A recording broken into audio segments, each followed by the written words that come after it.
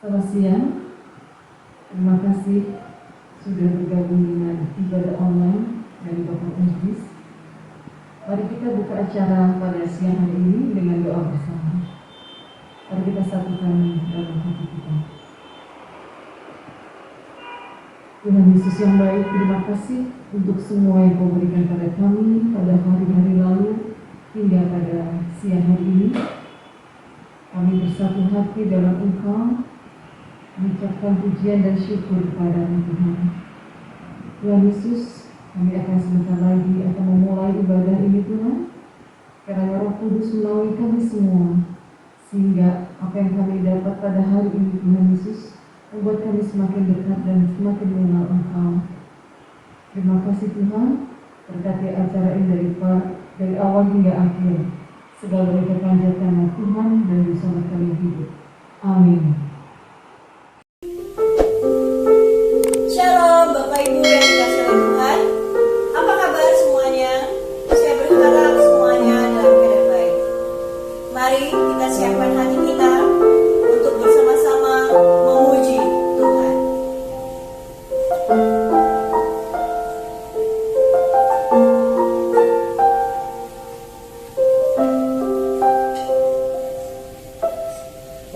Yesus, Kau sungguh baik. Yesus, namamu indah.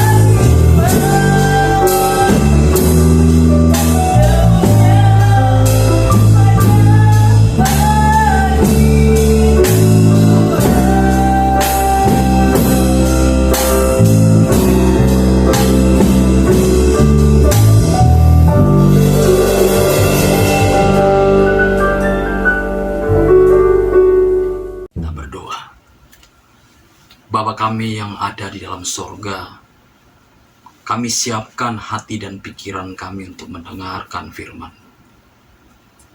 Berilah kami pengertian dan berilah kami kemampuan untuk melakukannya. Kami sambut firman-Mu dalam nama Tuhan kami Yesus Kristus. Amin. Shalom, Bapak Ibu yang terkasih dalam Tuhan. Senang dapat kembali berjumpa dengan Bapak Ibu dalam menyampaikan kebenaran firman Tuhan di tengah ibadah ini. Saya percaya kita dapat bertumbuh, kita dapat dikuatkan dan semakin setia untuk berjalan di dalam kehendak Allah. Adapun judul pemberitaan firman Tuhan di siang hari ini ialah Imago Dei.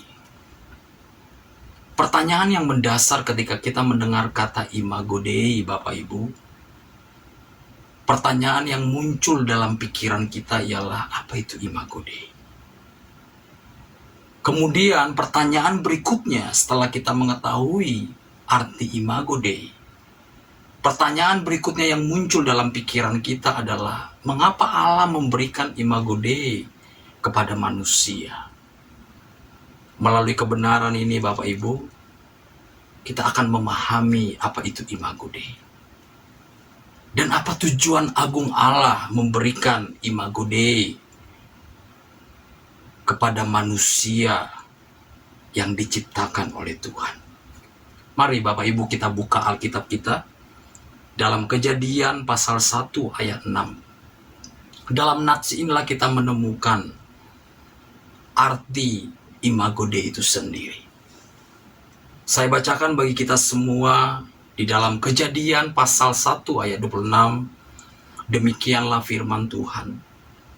Berfirmanlah Allah, baiklah kita menjadikan manusia menurut gambar dan rupa kita, supaya mereka berkuasa atas ikan-ikan di laut, dan burung-burung di udara, dan atas ternak, dan atas seluruh bumi, dan atas segala binatang melata yang merayap di bumi.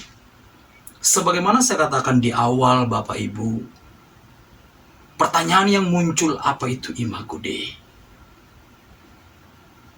Adapun Imago Dei atau kata Imago Dei yang berasal dari bahasa Latin ini mempunyai pengertian atau yang sering disebut adalah gambar Allah atau citra Allah.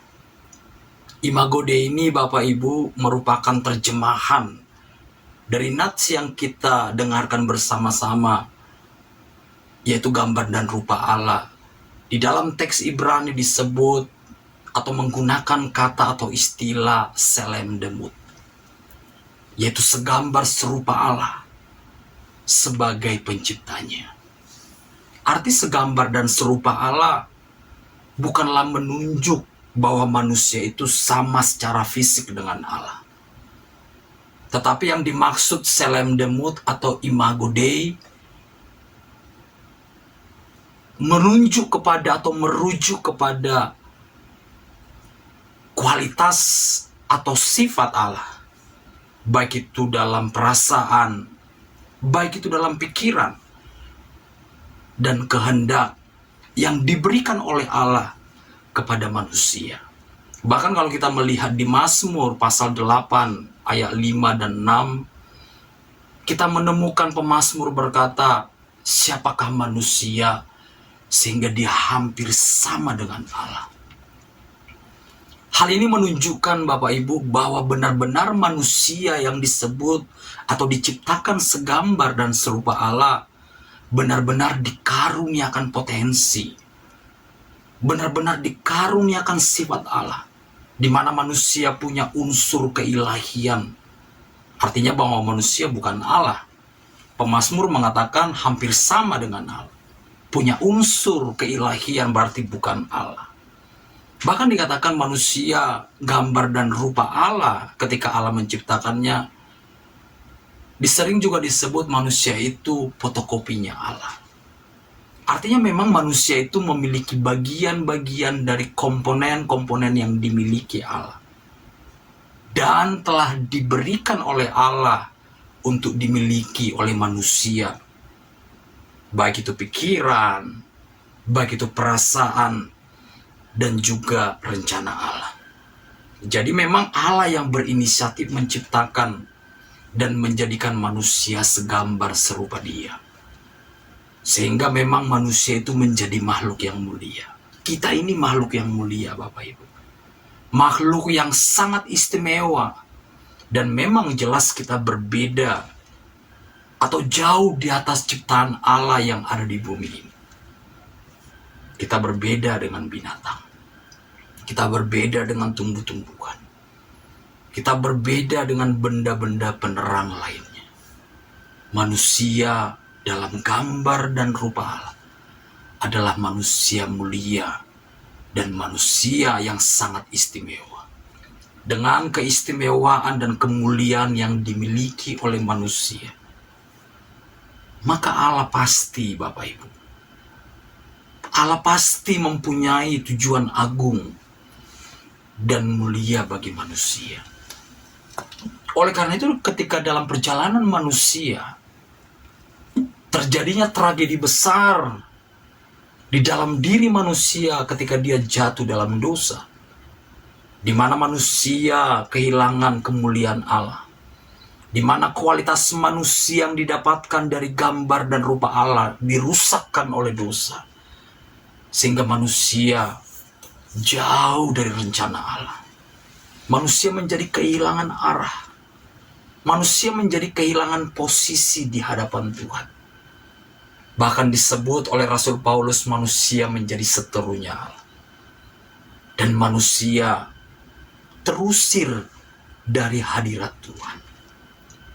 Namun Allah kita, Allah yang menciptakan manusia dalam gambar dan rupa Allah sejak awal, Allah yang penuh kasih menolong manusia. Menolong manusia dari kerusakan dan kematian kekal. Ketika kita melihat Kejadian pasal 3:15, pasca kejatuhan manusia, Allah membuat sebuah perjanjian. Dan perjanjian ini sering disebut dengan perjanjian mesianik, Bapak Ibu, atau proto-evangelium, di mana Allah bertindak menolong dan menyelamatkan manusia, dan yang telah digenapi janji atau pengharapan yang diberikan Allah kepada manusia melalui Kristus atau melalui manusianya Yesus sebagai gambar Allah. Sebagaimana yang tertulis dalam Kolose pasal 1 ayat 15 disebut, Yesus adalah gambar Allah yang tidak kelihatan. Yesus yang sulung lebih utama dari segala diciptaan. Artinya bahwa di dalam Kristus, manusia berdosa mengalami penebusan dan pemulihan gambar diri Allah. Dengan demikian, semua manusia yang menerima panggilan anugerah Kristus diciptakan kembali dalam gambar rupa Allah, diberikan kuasa atau diangkat menjadi anak-anak Allah sebagaimana tertulis dalam Injil Yohanes pasal 1 ayat 12. Oleh sebab itu, saudaraku yang kekasih dalam Tuhan, Bapak Ibu yang saya kasihi, dengan Allah menciptakan manusia dalam gambar rupanya, pastilah Allah punya tujuan agung. Dan ada dua tujuan agung yang saya bagikan bagi Bapak Ibu melalui kebenaran ini. Mengapa Allah menciptakan manusia itu di dalam gambar dan rupanya? Tujuan yang pertama atau tujuan agung pertama Allah ialah agar manusia mengenal Allahnya. Dengan dikaruniakan imago Dei tadi, atau gambar rupa Allah, manusia diberikan kemampuan. Saudara dan saya diberikan kemampuan untuk mengetahui siapa Allah kita. Untuk mengetahui siapa penciptanya secara benar. Kita bukan sekedar mengetahui siapa Allah kita, tetapi manusia yang diciptakan dalam gambar dan rupa Allah memiliki anugerah untuk berinteraksi, memiliki anugerah untuk mengalami perjumpaan dan pengalaman dengan Tuhan melalui persekutuan, sehingga melaluinya manusia kita dapat mengenal Allah kita secara benar. Ketika kita melihat Kejadian pasal 3 ayat 8, Bapak Ibu, dikatakan demikian, ketika mereka mendengar bunyi langkah Tuhan Allah yang berjalan-jalan dalam taman itu pada waktu hari sejuk. Hal yang menarik yang saya garis bawahi, Bapak Ibu, dikatakan Allah berjalan-jalan dalam taman itu. Berjalan-jalan dalam taman menggambarkan sebuah peristiwa yang sangat penuh dengan kasih antara Allah dengan manusia. Adanya perjumpaan, adanya persekutuan manusia dengan Allah secara intens dari hari ke hari. Hal ini sebuah gambaran kedekatan, Bapak Ibu. Ketika Allah menciptakan manusia segambar dan serupa Allah, Allah menginginkan ada sebuah kedekatan, keterikatan, gambaran sebuah keharmonisan antara manusia dengan Allah. Sebelum manusia jatuh dalam dosa, Allah sungguh-sungguh menginginkan manusia yang diciptakan dalam gambar dan rupanya memiliki persekutuan yang erat. Melalui persekutuan itu, Bapak Ibu, kita boleh mengenal Allah yang agung ini. Kita boleh menyadari bahwa Allah satu-satunya arah dan tujuan hidup kita. Manusia yang diciptakan dalam gambar dan rupa Allah sungguh-sungguh tahu bahwa Allah adalah tujuan daripada hidupnya. Bisa dikatakan Allah menjadi firdaus bagi kita. Imago Dei mendorong manusia hidup sesuai dengan standarnya Allah. Hidup sesuai dengan standarnya Allah. Dalam kualitas diri Allah kah? Dalam moralnya Allah kah? Dalam sifat-sifat mulia Allah. Manusia sebagai makhluk mulia atau makhluk ilahi. Kita bisa menyatakan sifatnya Allah di tengah-tengah atau di antara semua ciptaan. Karena dalam 2 Korintus pasal 3:18 Paulus mengatakan kita semua mencerminkan kemuliaan Tuhan. Jadi jelas dan bisalah kita pahami, Bapak Ibu, mengapa Allah menciptakan manusia dalam gambar dan rupa. Mengapa Tuhan menebus manusia dari dosa dan kematian kekal. Agar kita bisa mencerminkan kemuliaan Tuhan. Agar kemuliaan Tuhan bisa bersama-sama dengan kita. Dan kita pun bisa mencerminkan kemuliaan Tuhan di tengah-tengah dunia ini. Yang kedua, tujuan Allah menciptakan manusia dalam gambar dan rupanya. Agar manusia mengenal siapa dirinya. Agar kita bisa mengenal secara benar siapa diri kita. Karena dengan imago Dei itu, Bapak Ibu, melalui gambar rupa Allah yang ada dalam diri manusia, manusia mengetahui siapa dirinya. Dan mendorongnya untuk menemukan maksud, alasan dan tujuan mengapa Allah menciptakan manusia itu. Manusia menjadi mengetahui mengapa dia hidup. Untuk apa dia hidup. Sehingga kita manusia yang diciptakan dalam gambar dan rupa Allah, Bapak Ibu, bisa menempatkan diri kita secara benar di hadapan Tuhan. Dengan pengetahuan yang dimiliki oleh manusia, manusia menyadari mandat. Manusia menyadari bahwa dirinya diberikan otoritas. Manusia menyadari dirinya bahwa Tuhan memberikan kepercayaan kepada manusia yang diciptakan dalam gambar dan rupa Allah. Manusia mengetahui tujuan hidupnya. Manusia menyadari tanggung jawab. Seperti yang saya katakan, manusia menyadari kepercayaan yang dari Tuhan untuk dia kerjakan sebaik-baiknya di tengah-tengah ciptaan di bumi ini. Manusia menjadi alat keganapan dari makna dan maksud seluruh pekerjaan Allah dalam penciptaan. Oleh sebab itu dalam Kejadian pasal 1 ayat 28 dikatakan, taklukkan dan berkuasalah atas ikan-ikan di laut, dan burung-burung di udara, dan atas segala binatang yang merayap di bumi. Allah memberikan otoritas. Allah memberikan kuasa kepada manusia. Ketika saya memeriksa teks ini Bapak Ibu, kata berkuasa menunjuk kepada melangkahi atau menginjak-injak. Hal ini menggambarkan sebagai kehadiran pemerintahan Allah. Artinya manusia memiliki kuasa atas ciptaan di bumi melalui apa yang dikaruniakan oleh Allah. Manusia diberi wewenang, saudara dan saya diberikan wewenang untuk menghadirkan kehendak Allah bagi seluruh ciptaan di bumi ini. Kita diberi kuasa untuk mengelola, kita diberi kuasa untuk memelihara demi kemuliaan Tuhan, untuk menyatakan kemuliaan Tuhan. Dengan demikian Bapak Ibu, kita ini memiliki kuasa untuk menyatakan kehendak Allah, menyatakan kasih Allah, menyatakan damai Allah, menyatakan kemurahan dan berkat Allah di tengah-tengah bumi di mana Tuhan menempatkan kita.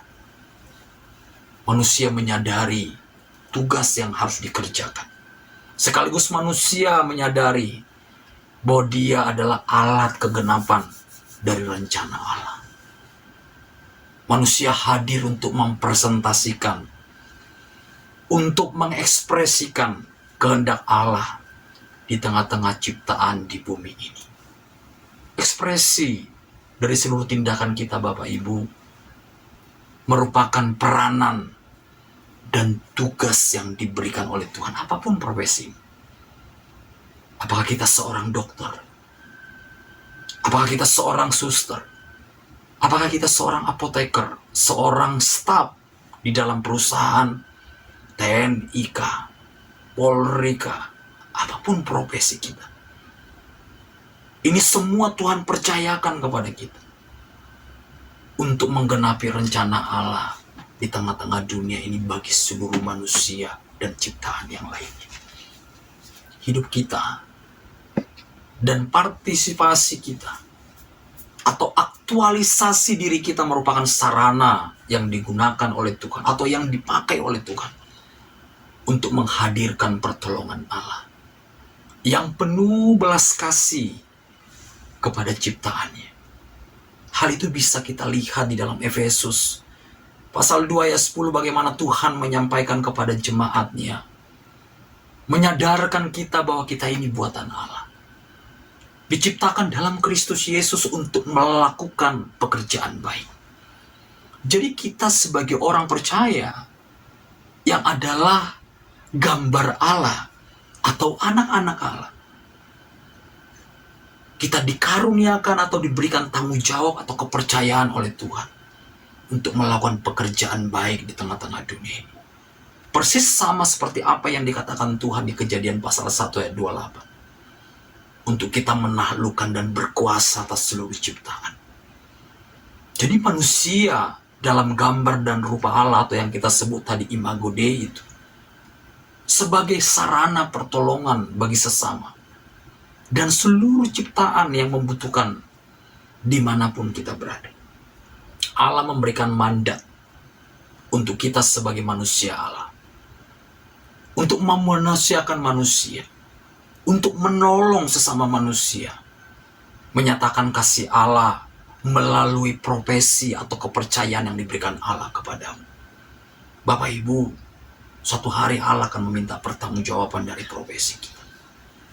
Oleh karena itu, ketika kita melakukan apapun profesi kita, lakukanlah itu dengan tanggung jawab dan sungguh-sungguh dan optimal di hadapan Tuhan. Sebab itu menjadi sarana Tuhan untuk menyatakan kehendak Tuhan bagi manusia, bagi sesama. Profesi kita menjadi sarana Tuhan memperkenalkan Allah dalam kehidupan manusia dan ciptaan lainnya. Kita adalah gambar dan rupa Allah. Kita diciptakan dalam gambar dan rupa Allah. Jadilah kita menjadi manusia yang mendatangkan kemuliaan, yang menyatakan kemuliaan bagi seluruh ciptaan Tuhan di tengah-tengah dunia ini. Amin. Mari kita berdoa.